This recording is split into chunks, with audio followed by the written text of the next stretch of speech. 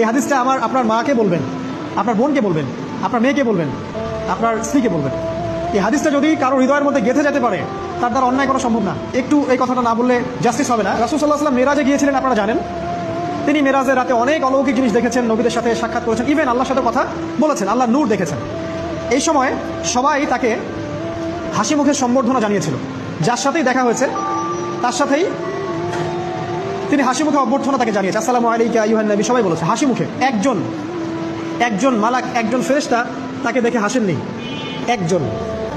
আপনারা কি জানেন রাসূল সাল্লাল্লাহু আলাইহি ওয়াসাল্লাম অবাক হয়েছিলেন। তিনি বলেছিলেন যে ইয়া জিবরিল, ওর চেহারাটা এত গম্ভীর কেন, সে আমাকে দেখে হাসছে না কেন, তার মুখে হাসি নেই কেন?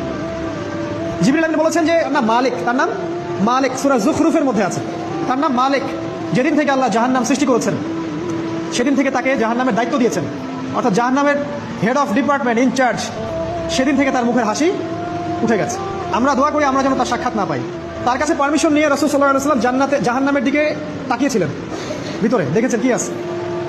তিনি পরে যা ব্যাখ্যা করেছেন তা হলো, আমি দেখলাম সেখানে খালি মেয়ে আর সেখানে খালি নারী আর নারী।